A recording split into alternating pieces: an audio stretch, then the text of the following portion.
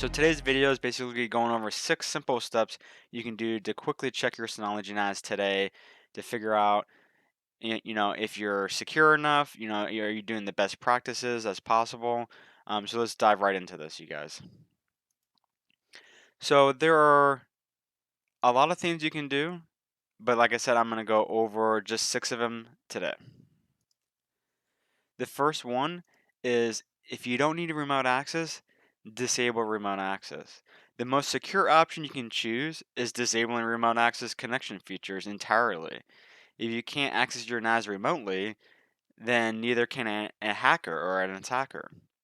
You will lose some conveniences, I agree with that, but if you only work with your NAS at home, streaming Plex from your local NAS to your TV, then why not just disable remote access entirely if you don't need it on the go?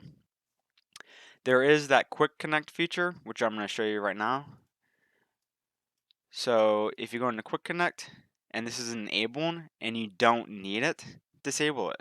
It's as simple as that. And that'll help disable remote access. Now, if you have port forward rules in your firewall, and if you don't know about that, then you probably don't have them created. But if you do know you have went in your firewall and created some port forward rules to forward, I don't know, port 80, 443, 5000, Plex servers, I think 34200.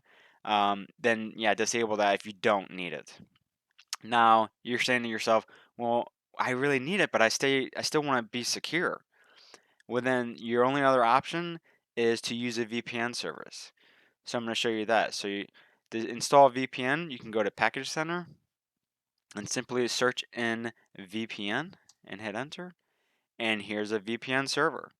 So I would install the VPN server on your Synology. Use something like OpenVPN because it's the most secure and most open. Of course, that's what it's called, OpenVPN. Install that on the Synology. Then you install an OpenVPN client on your phone, and then you would connect back to your Synology, and then you can access Plex. You can access shared drives. I mean, you can access all the apps just like you were if you were on your home network. It's just more secure because it encrypts your data from end to end and only you have access to it, so not an attacker can hit a login page or anything. But make sure you do strong passwords. So that's one thing to think about.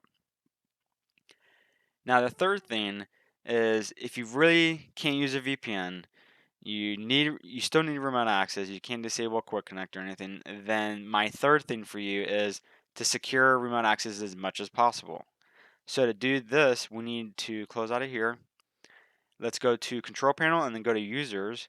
And if you have an admin account and a guest account and they're both enabled or one's enabled, whatever, disable both. And let's create a new admin account. So let's just add, say admin Kevin. And then let's just generate a random password. So this will be our new login then.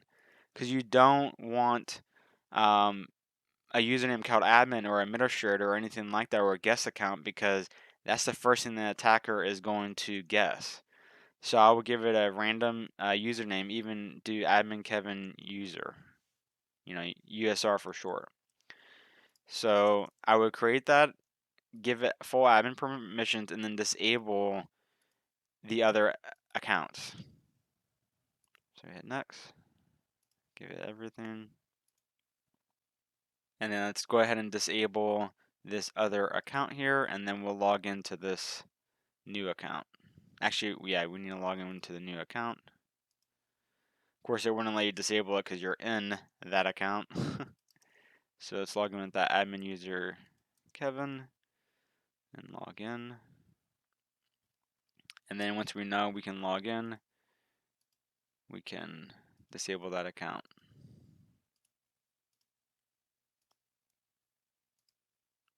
So go into that admin and disable account. So that just helps the attacker. Now they got to figure out, okay, crap, admin's not working, guess is not working, what user would it be?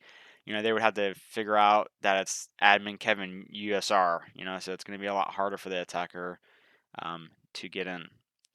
So the next thing to piggyback off that is now let's go to the advanced tab.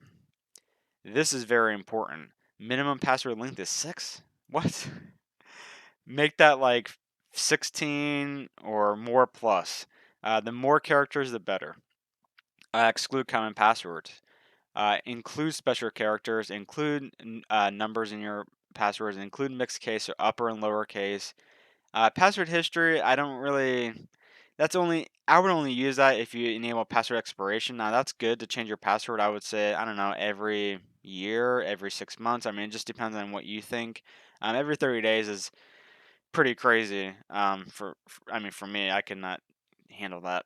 But in any case, you do what you like. I would enable all of these and hit apply. So what this is going to do is, if you have current users or you create a new user account, it's going to force you to do at least a password, 16 characters or more. To help you with that is just use a password vault. You should have a password vault for everything. Use generated passwords for everything, and you have one big long password to get access to all that. And make sure you have two-factor authentication on that. And we're going to dive into that as well, because that's where my next step is coming. Enforce two-factor authentication. So you definitely want to checkbox this, but before you checkbox this, you need to set up SMTP and email, which I'm going to go to home. And let's just go into advanced mode so we can see all of our options here. And then let's go to notifications. And you're going to want to enable this and set up, if you have Gmail, Outlook, a custom SMTP server, you need to want to fill this out, because um, the security advisor will actually send you an email if it detects like a weird login or something like that. So it's good to have those notifications get emailed to you. I know they do SMS and other push notifications.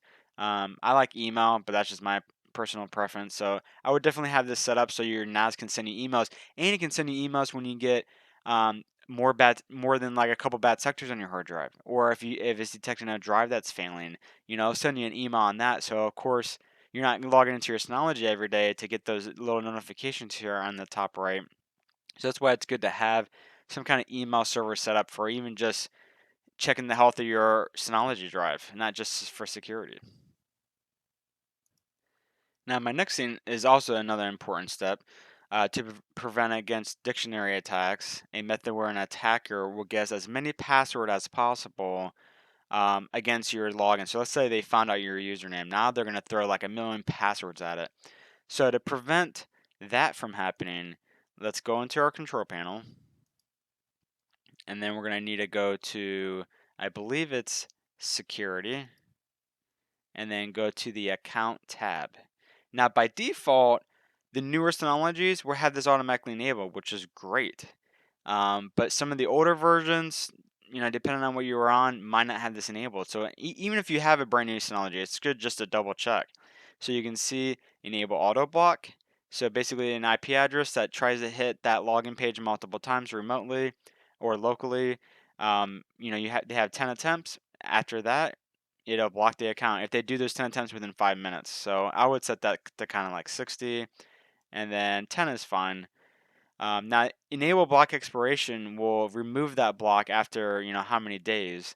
To me, I would probably set this to like half a year or most, 120 days. I think is fair. You don't have to enable that if you just want it to keep blocking, but for whatever case, I would just have it unblock after half a year. Should be more than fine. Enable account protection. This is another good thing. So if they've never logged in before, then they have a smaller window of time. So I would definitely have that enabled, um, and then apply. The next biggest thing, once you have the auto block on, which is a great thing to have on, the next thing is going to be turning on your Synology firewall. So to do that is, let's go to Home, Security, back to Security, and then go to Firewall, Enable Firewall. So if you're running Plex, or if you're running a VPN, you are going to have to allow those certain ports in, but this will help block anything that you don't know about. So it's just one other feature that you want to enable. So enable that, and you get notified if someone's getting blocked, which is nice. So that'll be in the notification area. And then to edit rules, just simply click edit, and then you can create new firewall rules. You can select the app, and you can see what port it's running on, and just hit let's say you were trying to open up these two things, hit OK, OK, and then you can see now it's allowing the TCP traffic on that. Hit OK. So that's how easy it is for that. We talked about the two-factor authentication. Now, the last thing that I'm going to tell you is the security advisor. This will help drastically. So to get to that, let's go to our little start button here and then click on security advisor. So this is going to scan the entire system, look for outdated apps, look for outdated your DSM that's running. If it's outdated, it's going to definitely check for that. So let's go ahead and hit scan once that loads up. Now that we made some system changes, you definitely want to run the scan again after you make those changes, because when you make changes to the password, for example, making changes to the password policy, you might have now users that are breaching that policy, and then you need to contact them. Hey, you need to change your password. When they log in next time, it's going to force them to change the password, so you can do that as well. So we're rerunning the scan to make sure, like I said, there's not detecting any malware on the system. Make sure the system is fully patched and updated. Make sure all user accounts have strong passwords. Make sure all your app packages are up to date, and it's checking, firewall and other things that are disabled, like telnet services. You do not want that enabled. So once we get everything green, we look great. Now, if you go into advanced, if you change it from home to business, the checklist is different. They basically check everything. So you definitely want, this is definitely a must. You want the automatic redirection from HTTP to HTTPS, and what that is going to do is it's going to encrypt your login data, everything end to end. So you definitely want that enabled. Now, once you enable this, you're going to have to add a cert to your Synology. So to do that, you need to go into Control Panel, then go to Security, and then go to Certificate. Now, there are free ones out there. I think it's called Let's Encrypt, I believe. But you can purchase a cert. Yeah, here you go. Get a certificate from Let's Encrypt. Now, of course, to do an actual cert, you need a domain name to forward this to. So if you have like mywebsite.com, you could do nas.mywebsite.com and create an A record and just point it to your NAS. So that's how you can set up an actual cert, and that'll make sure you have a secure HTTPS connection, end-to-end encryption for your login data and everything. That's very important to have as well. Now, data loss and ransomware encryption is always a possibility with any NAS, especially when it's on the internet. Even when you take these precautions, a NAS isn't a backup system. You need to back up that. So what I mean by that is you need to have offsite backups, or at the very least plug in a USB hard drive and do local backups, or do both. That way, if the worst should happen, whether that's a ransomware attack or multiple hard drive failures, you can restore your data without loss. So Synology has a really cool app. So let's go to the App Center here. It's always good to have backups. I love having backups. So install Hyper Backup. So once you install Hyper Backup, you can do, like I said, offsite cloud backups. You can do local backups to a USB thumb drive.